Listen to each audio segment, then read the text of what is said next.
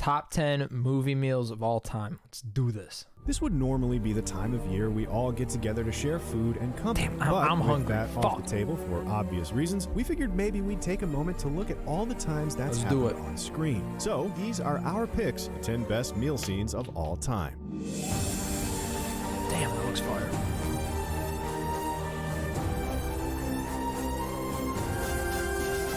Top 10 movie scenes of all time. All right.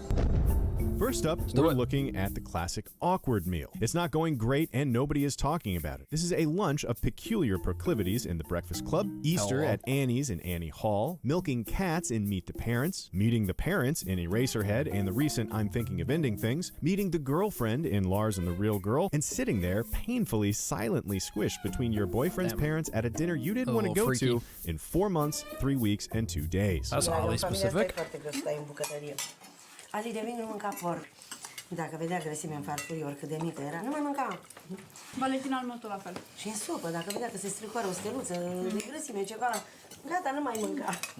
La fel pielița de la pui. Știi că pielița nici eu nu mănânc. Chicken skin? If you look at all these awkward meals together, it starts to become clear that it's not about how everyone's saying the wrong things, but about how nobody's saying the right things. And in 4 months, 3 weeks, and 2 days, for 7.5 unbroken minutes, that couldn't be more clear. The conversation is pleasant, polite, but it keeps flying right by the truth of the matter that's sitting right in the middle of the screen. Something isn't right, and the act of flinging insubstantive words across the frame at each other in light of it starts to become practically painful. The scene, by forcing us to stare at the discomfort in a oneer and not engage with the liveliness, captures an unmistakable sense of aloneness, even in a crowded, lively room, that anyone who's ever been to a party and yet still felt a million miles away will immediately understand. Damn, Beyond just 7.5 minutes uncomfortable is that? elephants in the room, there is a vast swath of brilliant meal scenes entirely structured around all different forms of what isn't being said. Take the unspoken secret scene, where someone knows something that the others don't, and they all circle around the truth like pushing peas on a plate. Hilariously in The Birdcage in Mrs. Doubtfire, and so very disturbingly in Hannibal, they put it together in The Mood for Love, and he gives it away in Unbreakable. It comes to murder in Titus and jokes about murder in Goodfellas. But for our favorite exploration of unspoken secrets, we gotta turn to this was bone chillin'. not that one. No, it is Shoshana's lunch with Joseph Goebbels that takes the strudel, cake. This one too. Permettez-moi de vous interrompre. Ceci est une simple formalité. Aucune raison. Yeah, this movie had me on edge. Veuillez m'excuser, j'ai oublié de commander la crème. Un instant.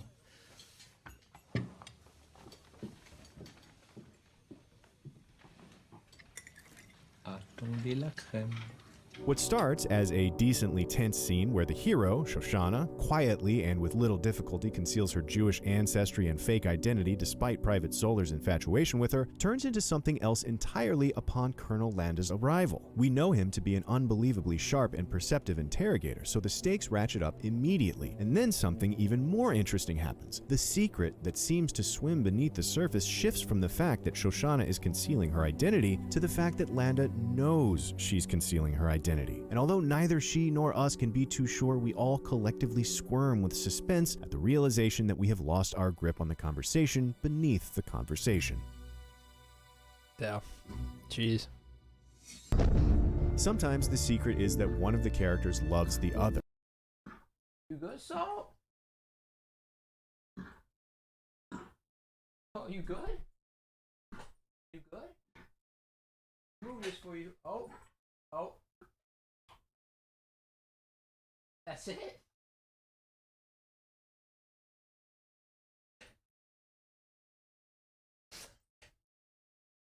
Good? Hold on, let me get you a towel real quick. Hold on, yo.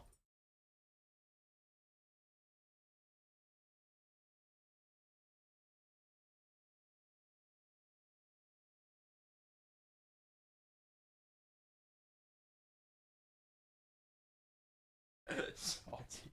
Good.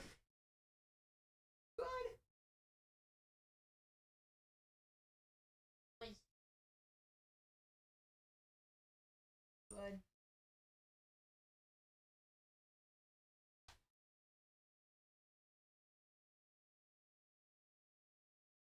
Good.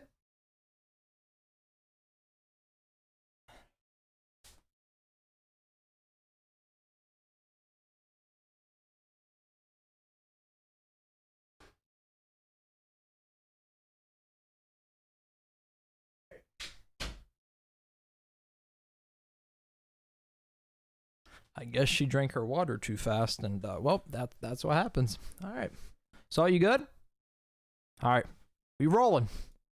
Even better when they both love each other and do that wonderful little dance where they bashfully tiptoe towards admitting it. Nocturnal Animals has a highly underrated example of this, while When Harry Met Sally has probably the most famous of them. Pulp Fiction plays with the danger of forbidden attraction, while Tom Jones hilariously uses food to express sexual desire in a way that really strains the idea of subtext to its limits. Citizen Kane is the exact opposite of this, and Lady and the Tramp has the most iconic moment of undercover romance expressed through its food. But for our third pick, we gotta go with the exceptional diner scene from 2016's Moonlight. I've not seen this movie.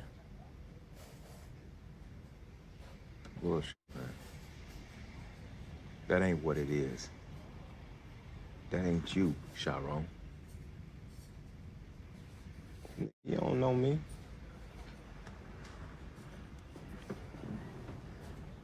I don't know you.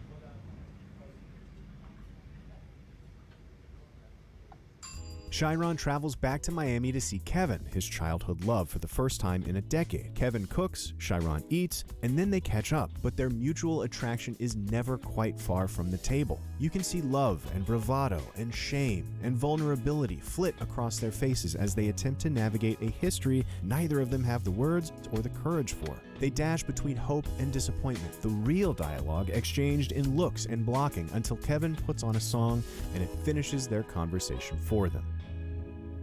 Dang.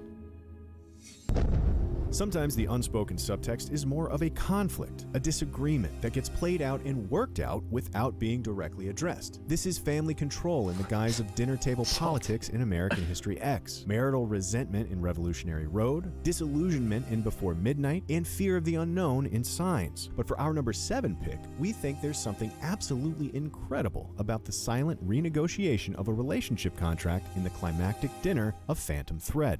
You're not going to The die. poisoned omelet. Damn. You might wish you're going to die, but you're not going to.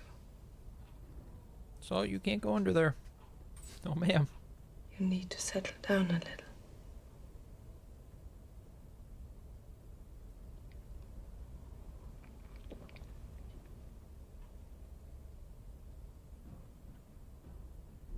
Phantom Thread is chock full of spectacular dining scenes, from the cold, quiet breakfasts to the fiery dinner arguments. But there's nothing quite so incredible as the moment where, after having secretly poisoned Woodcock and finding that they both enjoyed the relationship dynamic much more afterwards, she poisons his dinner in front of him, and then he willingly eats it. The scene is an incredibly tense game of chicken, and navigated almost entirely through He saw it get poisoned and was like, yeah, I'm still gonna eat the it. water, the way he chews the food, his decision to swallow. Each tiny gesture has meaning, consequences, and above all, they matter.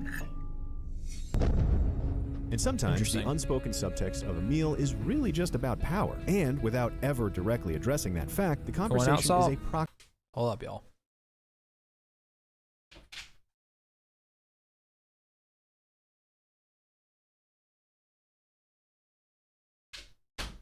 Okay. We're back, y'all.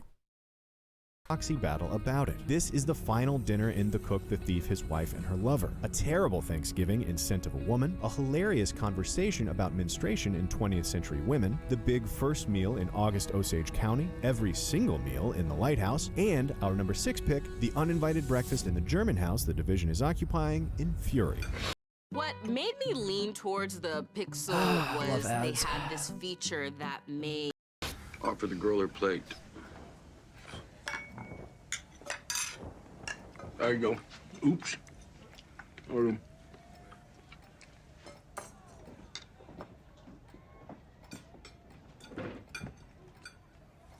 Hang on there. Let's finish that for you. Salty wants back in.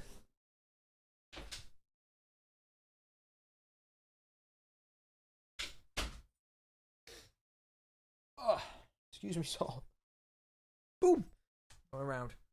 What's up, gang? All right. Let me just fix this for you real quick.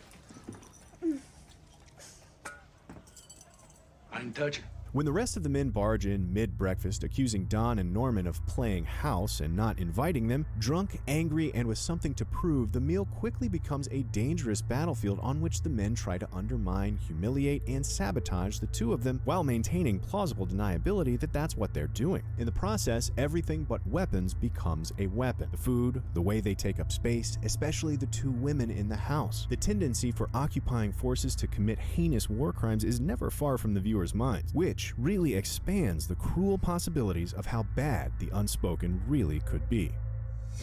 Now that moves. Conflict can't always stay below the surface, though. Sometimes the unspoken has to boil over into the open, and frankly, it can be kind of a relief when it does. Like in the asparagus dinner of American Beauty, or the spaghetti dinner of 10 Cloverfield Lane, or the steak dinner gone wrong of Raging Bull, or the piece of toast that just wouldn't come in 5 easy pieces, or the traumatic reckoning in Hereditary. Bro, the ending of Hereditary, crazy. Something everyone perversely wishes would stay unspoken. But for our fifth pick, it's gotta be the dinner parlay with Salazzo of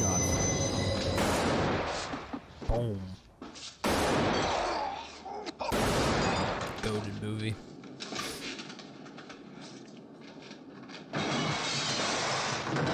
We don't want to spend too much on this scene because we've already done a whole Brilliant Moments segment on it, which you should definitely check out, but it's just too fantastic to leave off the list. It's filled with secrets, suspense, power negotiation, the kinds of empty niceties concealing serious threats that make for all the best meal scenes, and then a misdirect, a massive train wheel screeching crescendo, and an explosion of everything previously unsaid unleashed upon Salazzo and his crony. Sometimes the conflict is right out there in the open, and the dinner table becomes the venue for some good old-fashioned competition. This is Andrew dunking on his cousins in Whiplash, and it's Bluto starting a food fight in Animal House. I love if Animal De Niro House. and Pacino had ordered a goddamn pastry to go with their coffee and Heat, we probably would have picked that. But we don't feel too bad about it because we get to talk about the insult game in Hook instead. Substitute chemistry teacher? Come on, Rufio, hit him back. Mung tongue. Dang. Math tutor? Damn. Prison barber? Damn. Mother lover. Nearsighted gynecologist? In your face, camel cake. In your rear, cow derriere? Wine, crying, spine, prine, ultra pig. You lewd, crude, rude, bag of pre-chewed food dude? Bars? Hook's dinner scene is filled with enough hilarious, creative brilliance for 2 whole excellent meal scenes, dividing into teams and hurling ever more ridiculous, childish insults at each other with That hat oohs and goes ahs crazy, and though, the one with the bangarangs red, as like, Peter puffball. relearns how to tap into I his want it. playfulness is, on its own, fantastic. But do that over a meal of play pretend food that magically transforms into a ridiculous multicolored feast with the power of belief over one of the more fantastically surprising uses of a simple cut found in modern film, and you've got the makings of a classic. The writing brilliantly captures childhood humor, the energy finds the perfect balance of love and aggression, and the food fight that emerges is one of the best ever on screen. Sometimes a cinematic meal is less about any specific conflict or plot movement and more about painting a picture of how a group of people relates. Call this the family portrait meal. You see it in the opening of Little Miss Sunshine, across the length of Eat, Drink, Man, Woman, Soul Food, and The Big Chill, at Thanksgiving in Avalon, but never more marvelously than in the Christmas feast of Fanny and Alexander. I haven't seen this movie either. I'm lacking.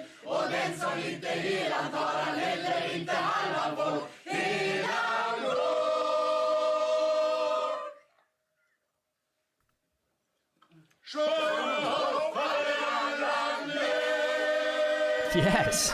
Nowhere on film has the sprawling, intergenerational dynamic of a family been better mapped through time than in Fanny and Alexander. And Christmas Dinner sees all the disparate threads finally come together into one room all at once. A togetherness that the rest of the film will see the family struggling to recapture and will not be repeated until its very end. And it's got a little bit of everything. Song, cheer, intergenerational disconnect, substance problems, class struggle, creepy uncles, the shadow of trauma, all swirling around one massive dinner table. It's a snapshot of one unique family with all their lovingly cataloged peculiarities, handled with such specificity that it almost starts to feel with a big family universal. can probably People in relate to our this. lives are all idiosyncratic in their own ways, but Bergman's characters are exactly the same amount of idiosyncratic, which somehow makes it feel like he's actually kind of captured all of them.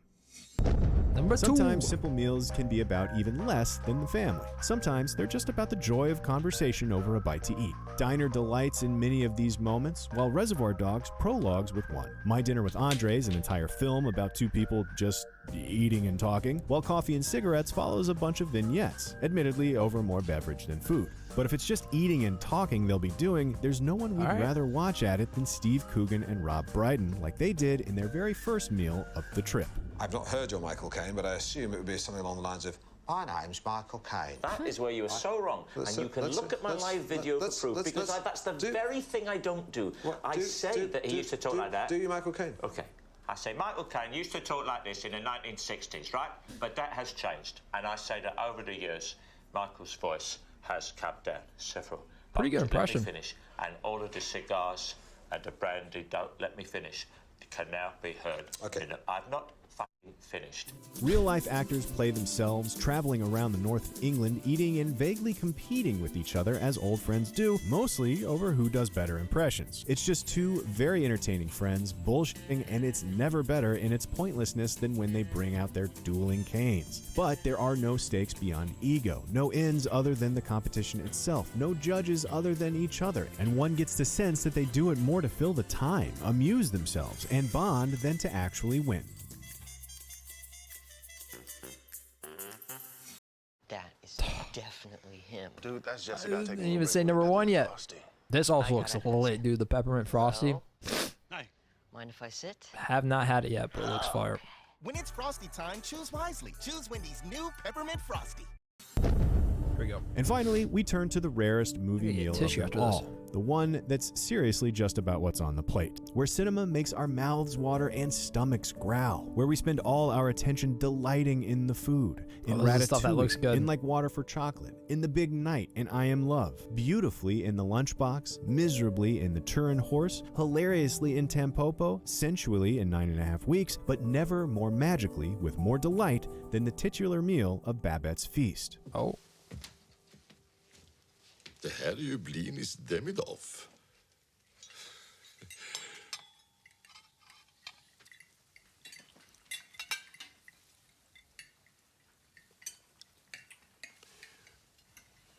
Yeah, that's pretty good. Det här är bestämt Veuve Clicquot 1860. Ja. Jeg tror bestemt, vi får sne hele dagen i morgen.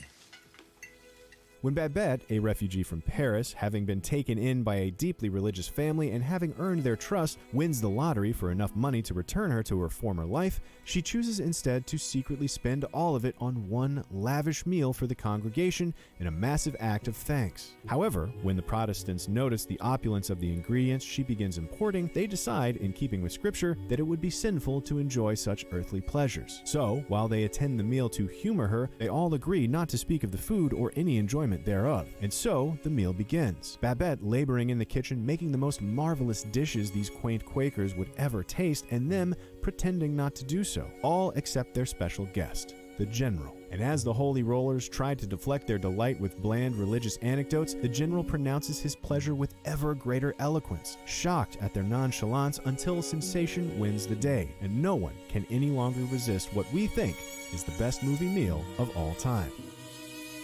The grapes. So what do you think? Disagree with any of our picks? Did we I don't leave out know. I'm any trying of to your think of, favorite like, meals? Let us know in the movie comments films, below. but I Be think sure they to kinda subscribe covered for more most of them. Cinefix movie lists. Lit. I don't know what to say. Lit. Now I'm hungry now.